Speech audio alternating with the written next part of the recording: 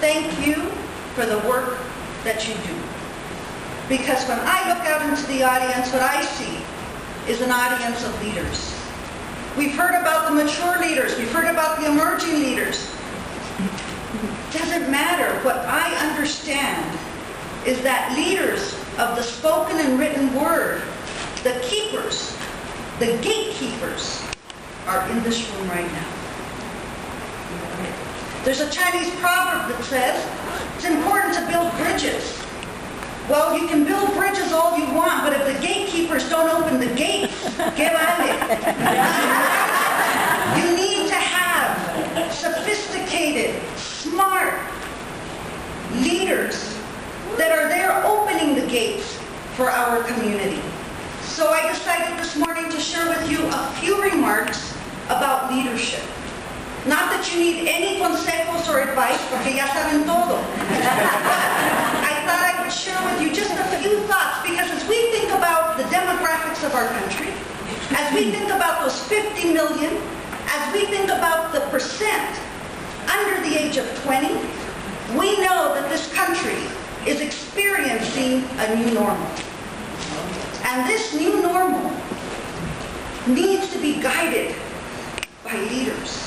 Leaders who understand what it means to not have access.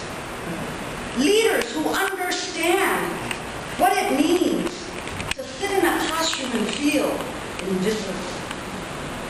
Leaders who have found their voice, who have found their place at the table.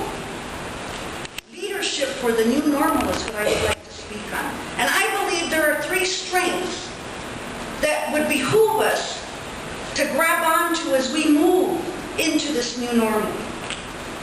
Strength of self, strength of voice, and strength of vision.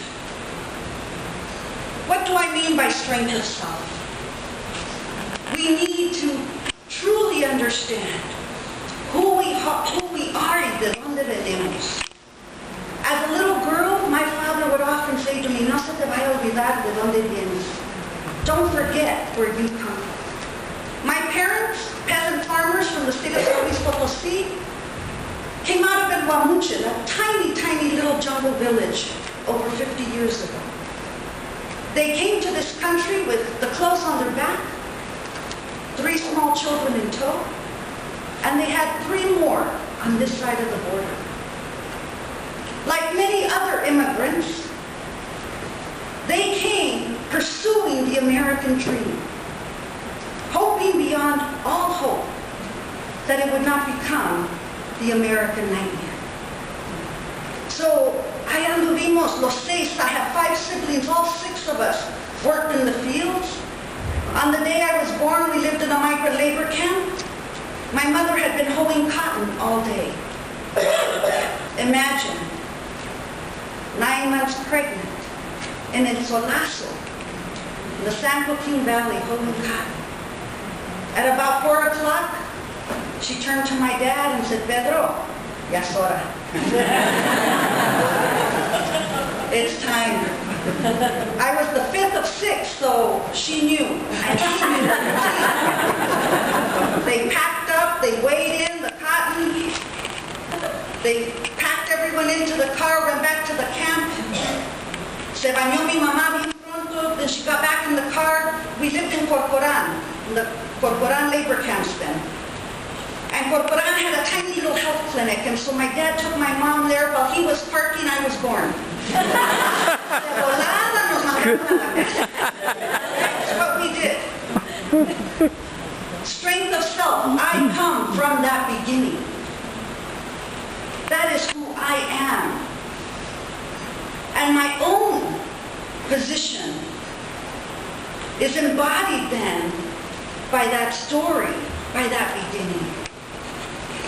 And it's true, when I was 17 looking at colleges, I thought, well, I might as well apply everywhere. What do I have to lose, right? So I did. I applied to all the Ivy Leagues I could think of. And then community college just in case. When I got into Harvard, I had that acceptance letter. Ran into the house and said, Mamá, sabe qué? They accepted me. At Harvard, she said, ay, mija,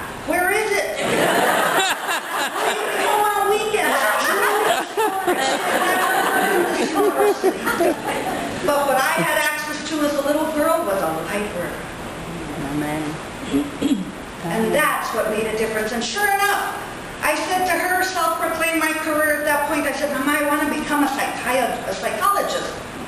And she looked at me with concern and she said, ay, pero mija, ¿por qué quieres trabajar con los locos? I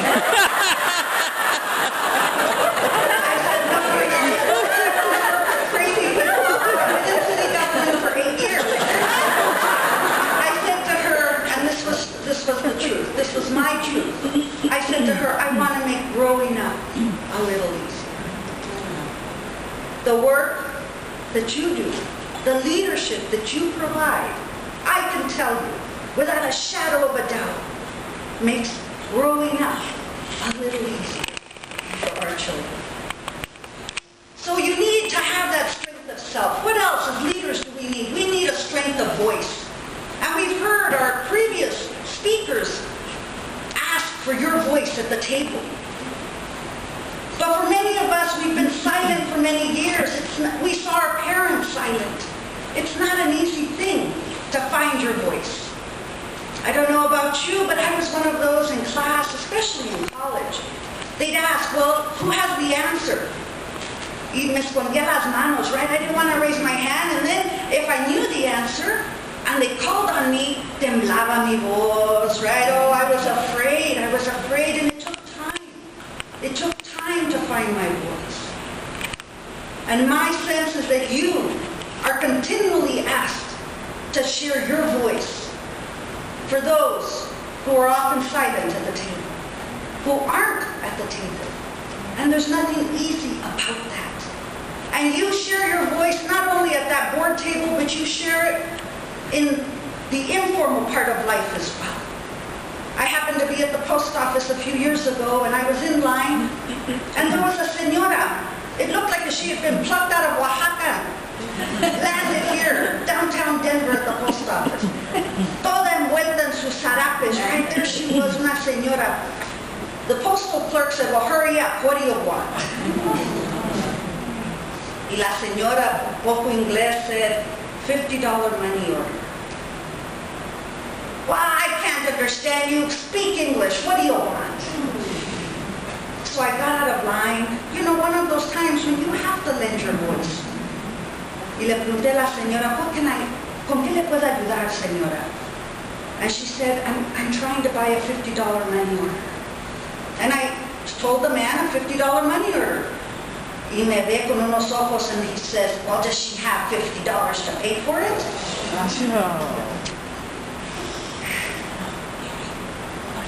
I said yes. And me pregunta la señora, ¿qué dice? I said, señora, saque su dinero, take the money out, right? And I looked up at him and I said, you know, my sense is that you're not Native American.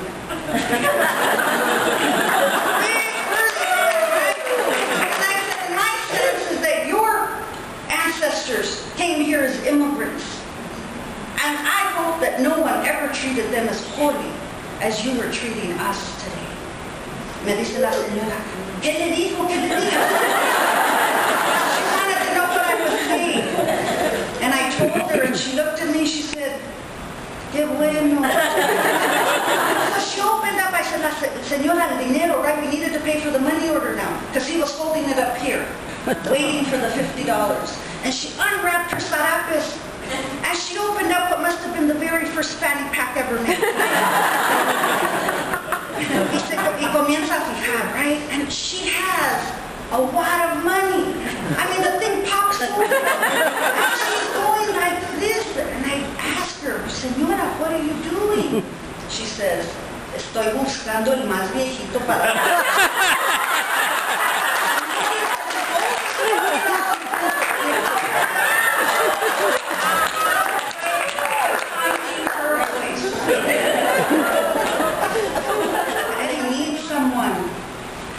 To lend them their voice, to allow them to discover their voice, and as leaders, that is your job.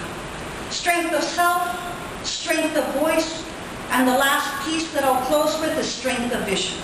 Now I know that you've all done vision, mission, strategic plans, right? Raise your hand if you've done something along those lines.